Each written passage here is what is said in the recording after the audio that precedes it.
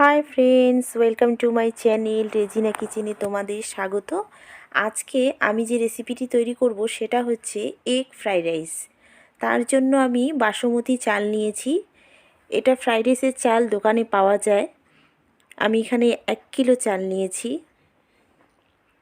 দেখুন একেবারে সরু সরু চালটা, এই চালটা দিয়ে ফ্রাইড রাইস হয়।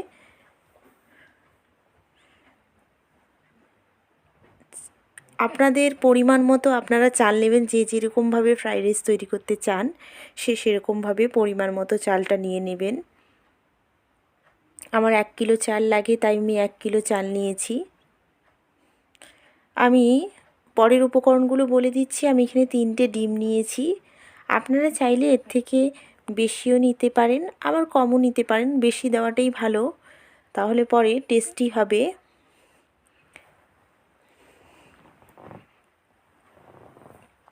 আমি এক এক করে সব উপকরণ বলে দেব। আমি এখানে 3টে তেজপাতা নিয়েছি, কাজু বাদাম নিয়েছি, কিশমিশ নিয়েছি, আর 6-7টার মতো এলাচ নিয়েছি। এই উপকরণগুলো তো লাগছেই, আমি সবজিগুলো বলে দিব কি কি লাগবে।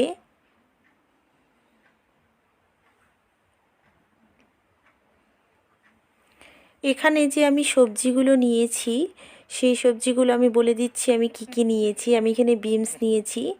দেখুন বিনসটা কিন্তু আমি ত্রিকোণ করে কেটেছি, খুব সোজা করে কাটিনি, ত্রিকোণ ত্রিকোণ করে কেটে নিয়েছি।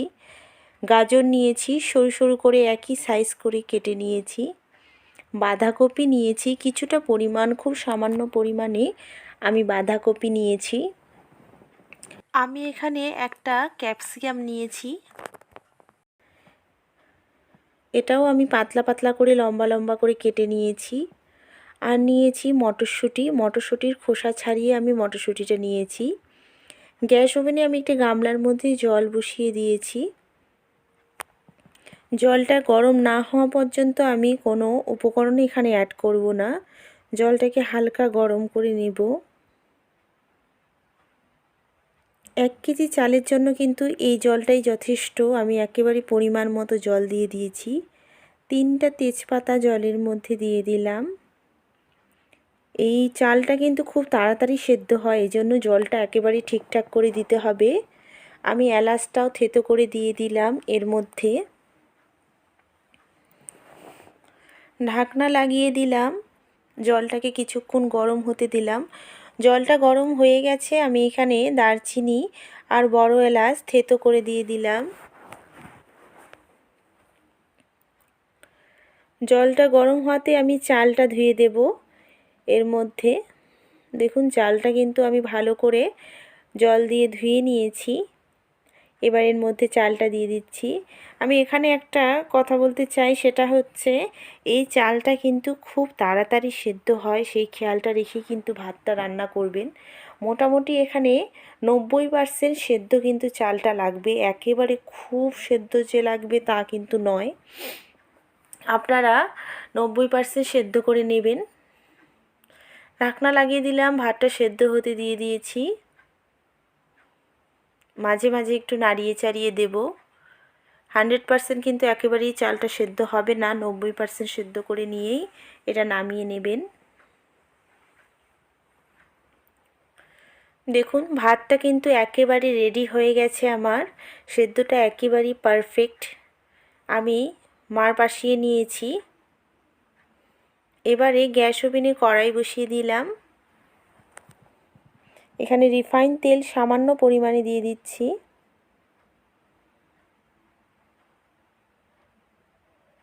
তেলটাকে কিছুক্ষণ গরম হতে দেব।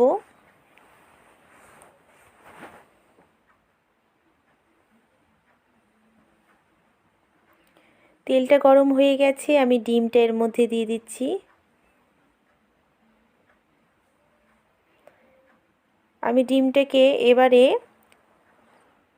ডিমটার মধ্যে আমি গোলমরিচ দিয়ে দিলাম থেতো করে। এবারে ডিমটাকে ভালোভাবে এভাবে নাড়াচাড়া করবেন যাতে ডিমগুলো ছড়ে যায়। ছড়ে গিয়ে এটাকে হালকা সাদা সাদাই থাকবে, এটা হালকা একটু ভেজে নিতে হবে। সামান্য লবণ অ্যাড করে দিয়ে দিচ্ছি এখানে। দেখুন এভাবে হালকা করেই কিন্তু ভেজে নিতে হবে একটু। ডিমের মধ্যে যেন সাদা ভাবটা থেকেই যায়, খুব কড়া করে ভাজবেন না, এটাও খেয়াল রেখে কিন্তু ভেজে নিতে হবে। দেখুন ডিমটা ভাজা আমার হয়ে গেছে।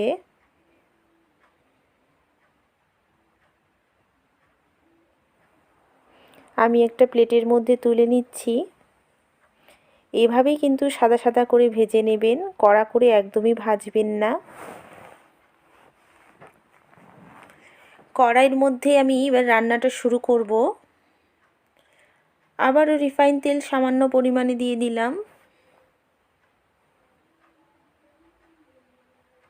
এর মধ্যে একটা পেঁয়াজ কুচি করে দিয়ে দিলাম। এবারে আমি সবজিগুলো এক এক করে ভেজে নেব। পেঁয়াজটাকে একটু ভেজে নিয়ে আমি সবজি অ্যাড করব।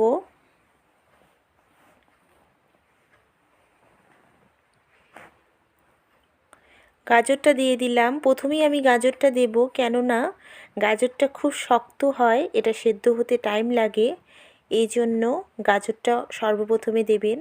সামান্য লবণ অ্যাড করছি যাতে গাজরটা সেদ্ধ হয়। প্রত্যেকটা সবজির কিন্তু পরিমাণ মতো লবণ দেবেন, কম বেশি করবেন না, না হলে পরে কিন্তু লবণটা বেশি হয়ে যাবে। এই জন্য এটাকে পরিমাণ মতো লবণটা অ্যাড করবেন। এটাকে কিছুক্ষণ ভেজে নেব। এর যে কাঁচা ভাবটা আছে সেটা যেন চলে যায়, এভাবে ভেজে নিতে হবে। আমি এখানে একটা কথা বলে দিচ্ছি, সবজিগুলো ভাজতে কিন্তু একটু সময় নিয়েই ভাজবেন, ধৈর্য সহকারে। এগুলো একটা একটা করে ভেজে নিতে হয়। কিছুক্ষণ হওয়া মাত্রই আমি আরেকটা সবজি অ্যাড করছি, বিনসগুলো দিয়ে দেব। বিনসও খুব শক্ত ধরনের সবজি হয়, এটাও সেদ্ধ হতে টাইম লাগে, এই জন্য গাজরের পরে পরেই বিনস দিয়ে দিবেন। দেখুন এটার সাইজটা কিন্তু আমি একই রকম করে কেটেছি, ত্রিকোণ ত্রিকোণ। দেখতে যেমন সুন্দর লাগবে, খেতেও খুব ভালো লাগবে। এই জন্য সবজিগুলোর কিন্তু কাটার উপরেও এই ফ্রাইড রাইসের টেস্ট নির্ভর করছে, এই জন্য এটাকে ভালো করে কেটে নেবেন। বিনসের পরিমাণে আমি আবারও লবণ দিয়ে দিলাম যাতে বিনসটা সেদ্ধ হয়। আবার এটাকে নাড়াচাড়া করে একটু ভেজে নেব।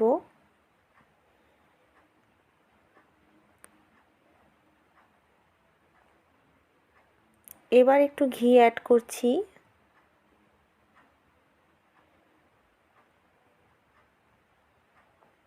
ঘি দেওয়ার পর এটাকে ভালোভাবে নেড়েচেড়ে নেব।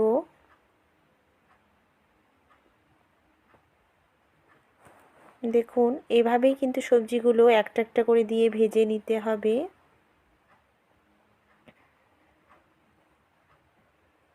এবারে আমি বাঁধাকপিটা দিয়ে দেব। বাঁধাকপিও খুব শক্ত ধরনের সেদ্ধ হতে টাইম লাগে, এই জন্য বাঁধাকপিটাও আমি দিয়ে দিলাম। সামান্য লবণ অ্যাড করছি বাঁধাকপির পরিমাণে। আবারও এটাকে নাড়াচাড়া করে নেব। ফ্রাইড রাইসের কিন্তু এই সবজিটাই মেন, এটা যদি ভাজা ভালো হয় বা ভালোভাবে ঠিকঠাক ভেজে নেন তাহলে কিন্তু ফ্রাইড রাইসটা খেতে ভীষণ ভালো লাগবে, এই জন্য অবশ্যই ধৈর্য সহকারে ভাজবেন। মটরশুঁটিটা দিয়ে দিচ্ছি, মটরশুঁটিও সেদ্ধ হতে টাইম লাগে, এই জন্য মটরশুঁটিটাও দিয়ে দিলাম।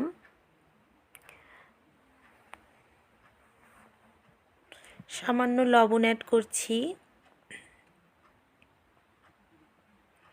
লবণ দেওয়ার পর এটাকে ভালোভাবে নাড়াচাড়া করে নেব। দেখুন আস্তে আস্তে কিন্তু এর কালারটা চেঞ্জ হয়ে আসবে। এবারে ক্যাপসিকাম দিয়ে দিলাম।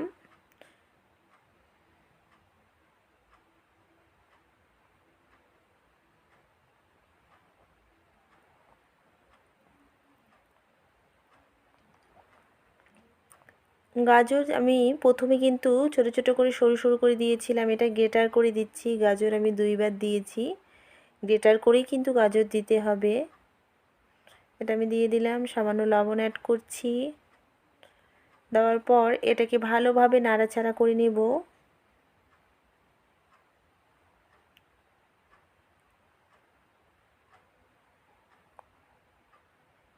সবজিগুলো কিন্তু ভালো করে ভেজে নিতে হবে।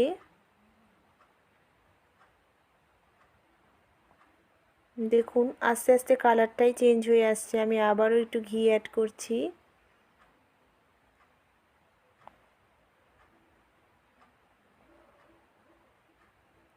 এবারে আমি কিছুক্ষণের জন্য ঢাকনা দিয়ে দেব। ঢাকনা দেওয়ার এটাই কারণ যে সবজিটা সেদ্ধ হবে, সেজন্য আমি ঢাকনা খুলে আবারও নাড়াচাড়া করে নিচ্ছি। দেখুন অনেকটাই কিন্তু সবজিটা সেদ্ধ হয়ে গেছে। এবার ভালোভাবে ভেজে নিতে হবে।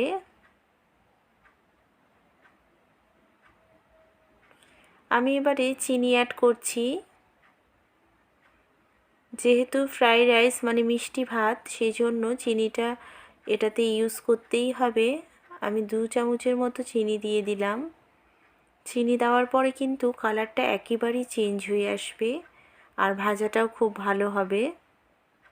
দেখুন সঙ্গে সঙ্গে কালারটা চেঞ্জ হয়ে আসলো, দেখতে যেমন সুন্দর লাগছে, এটা খেতেও খুব ভালো লাগবে। এজন্য ভালোভাবে ধৈর্য সহকারে একটু ভেজে নেবেন। দেখুন ভাজাটা প্রায় হয়ে গেছে। আমার একেবারে কিন্তু ভাজাটা রেডি হয়ে গেছে। দেখুন এভাবে কিন্তু ভেজে নিতে হবে, কালারটা একেবারে চেঞ্জ হয়েছে। আমি একটা বাসনে তুলে নেব, একটা থালার মধ্যে তুলে নিচ্ছি। দেখুন ভাজাটা এভাবেই ভেজে নিতে, কাঁচা কাঁচা ভাবটা যেন না থাকে সেটা খেয়াল অবশ্যই রাখবেন।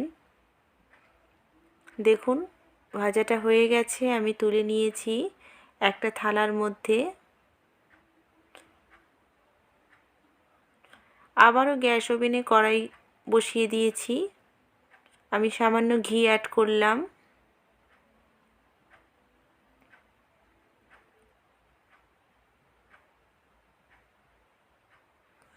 এবারে কিশমিশ কাজু বাদামটা আমি ভেজে নেব।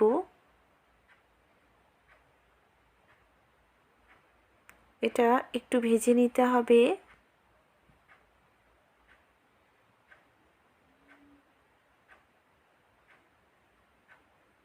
খুব কড়া করে ভাজার দরকার নেই, একটু মিডিয়াম করে ভেজে নিলেই চলবে। ভাজা হয়ে গেছে, আমি একটা চালনির সাহায্যে তুলে নিচ্ছি একটা প্লেটের মধ্যে।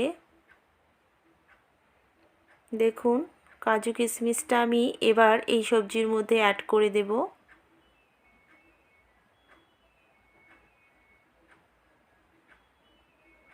এবার এটাকে মিক্স করে দেব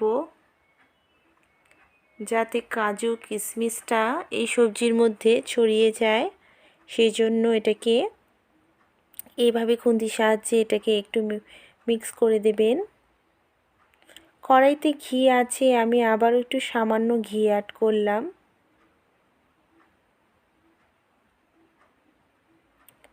এবারে এই কড়াইয়ের মধ্যে ভাতটা দিয়ে দেব। কিভাবে ভাতের সঙ্গে সবজিটাকে মিক্স করে নিতে হবে সেটা আমি দেখিয়ে দিচ্ছি।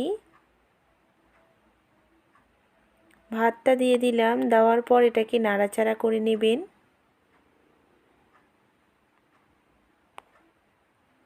এবারে সবজি অ্যাড করব।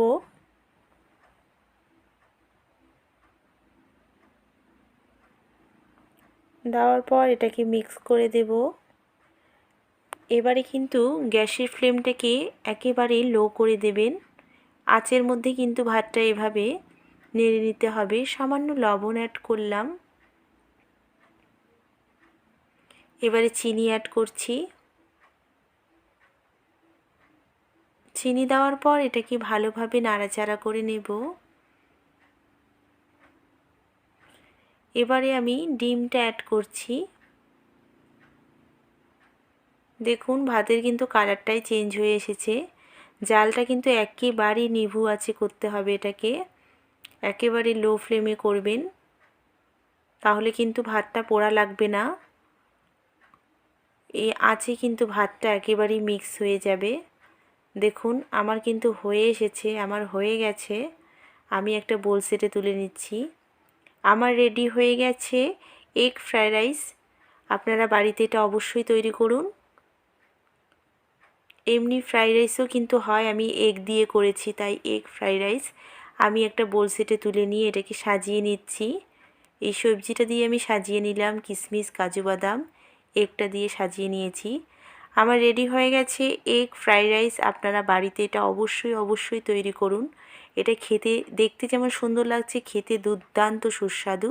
আর আমার ভিডিও দেখার জন্য আপনাদেরকে অনেক ধন্যবাদ। কমেন্ট বক্সে অবশ্যই কমেন্ট করবেন আর ফ্যামিলি ফ্রেন্ডদের সঙ্গে আমার ভিডিওগুলো শেয়ার করুন। ধন্যবাদ।